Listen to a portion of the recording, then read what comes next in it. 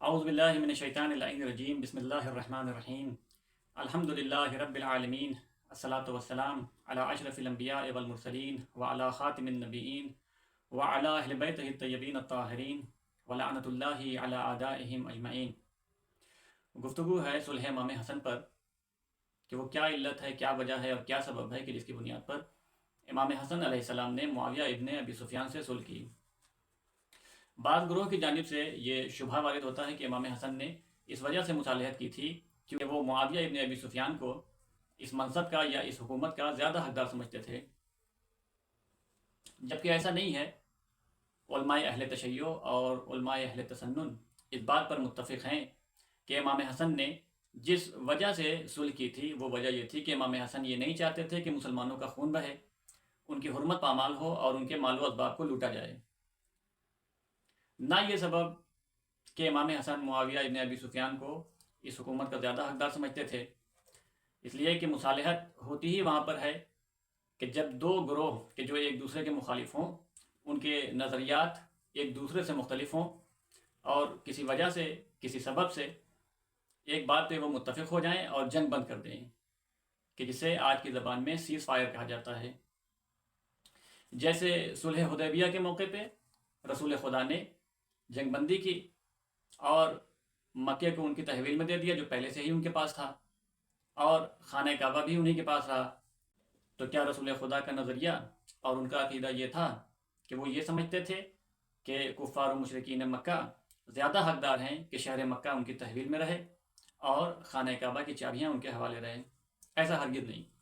شیخ صدوق علیہ الرحمہ نے اپنی کتاب علل الشرائع میں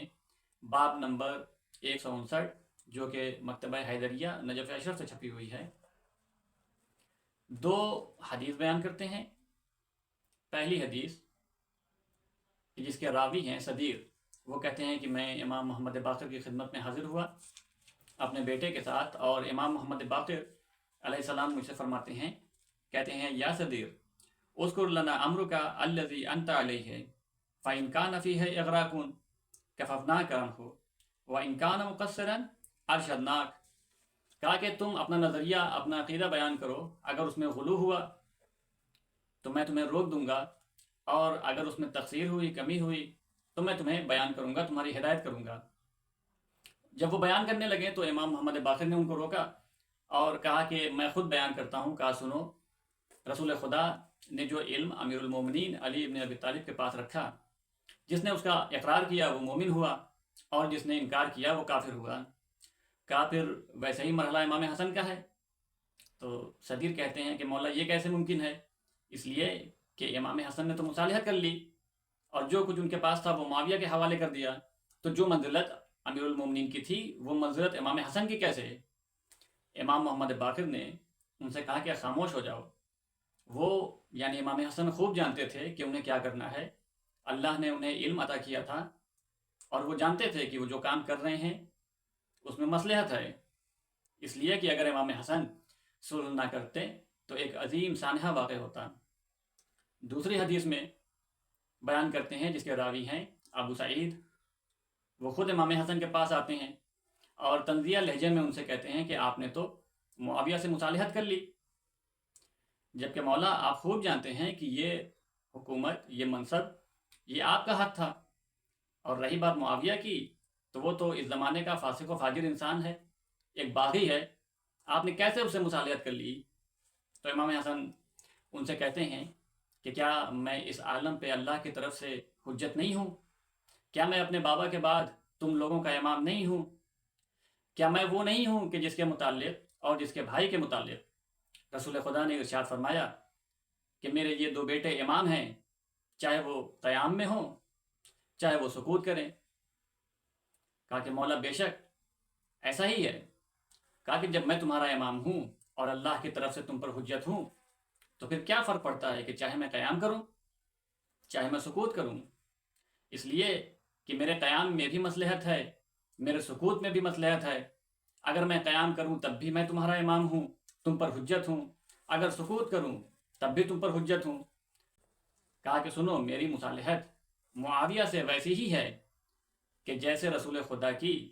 کفار و مشرکین مکہ سے تھی، بس فرق یہ ہے کہ رسول جو جنگ کر رہے تھے وہ تنزیل قرآن پر جنگ تھی، اور میری جنگ معاویہ سے اور اصحاب معاویہ سے تعویل قرآن پر ہے۔ کہا کہ یاد رکھو، اگر میں معاویہ سے مصالحت نہ کرتا اور جو کچھ بھی میرے پاس ہے اس کے حوالے نہ کرتا تو روئے زمین پہ کوئی ایک بھی شیعہ باقی نہیں رہتا۔ کہا کہ یہ منزل ایسی ہے کہ جہاں بہت سے لوگوں کے قدم لڑکھڑا جایا کرتے ہیں، کیا تم نے نہیں دیکھا کہ حضرت موسیٰ جب حضرت خضر کے ساتھ تھے اور حضرت خضر نے جب کشتی میں سوراخ کیا، اس غلام کو قتل کیا، اور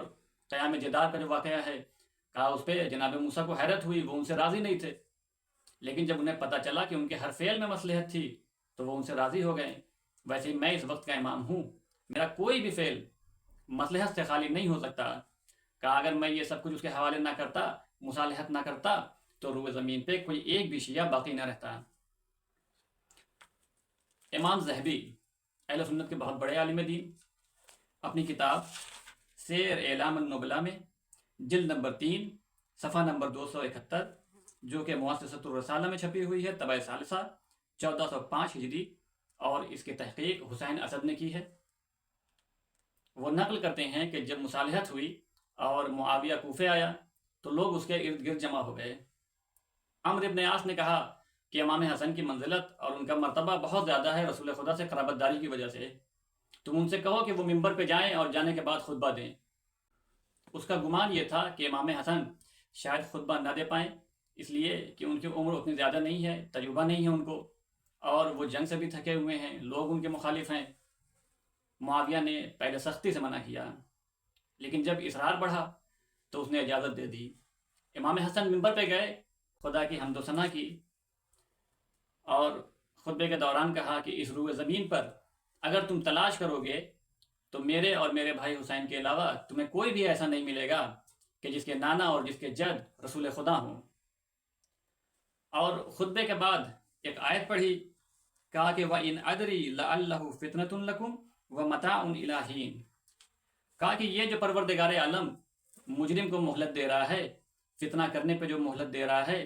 خون ریزی کرنے پہ جو مہلت دے رہا ہے،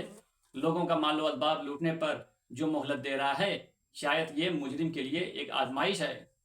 پروردگار عالم کی طرف سے ایک معینہ مدت کے لیے چھوٹ ہے